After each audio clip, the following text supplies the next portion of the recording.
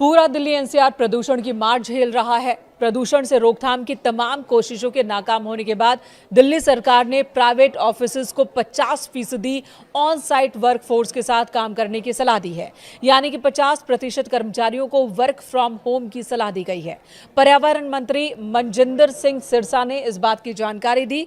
उन्होंने कहा कि ग्रेप 3 के तहत ही दिल्ली सरकार प्रदूषण नियंत्रण उपायों को सक्रिय रूप से लागू कर रही है। सार्वजनिक स्वास्थ्य और वायु गुणवत्ता की रक्षा के प्रयासों को तेज किया गया है।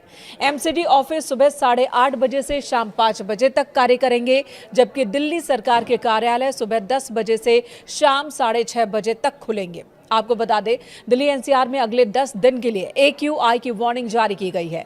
केंद्रीय पृथ्वी विज्ञान मंत्रालय के तहत आने वाली फोरकास्टिंग बॉडी ने कहा कि अगले 10 दिनों तक एयर क्वालिटी बहुत खराब कैटेगरी में ही रहने वाली है, इसमें कोई सुधार नहीं होने वाला।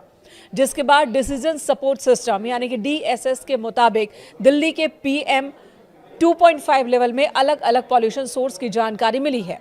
दिल्ली की जहरीली हवा में ट्रांसपोर्ट सेक्टर का सबसे बड़ा योगदान सामने आया है। लगभग 15% प्रदूषण की वजह ट्रांसपोर्ट ही है और ऐसे में वर्क फ्रॉम होम नियम से सड़कों पर गाड़ियों की संख्या कम होगी और प्रदूषण में कमी की उम्मीद है। फिलहाल दिल्ली में ग्रेप 3 लागू है। दिल्ली सरकार ने प्रदूषण पर रोक लगाने के लिए 11 नवंबर को लागू किया था ग्रेप 3, लेकिन इससे कोई फायदा नहीं हुआ।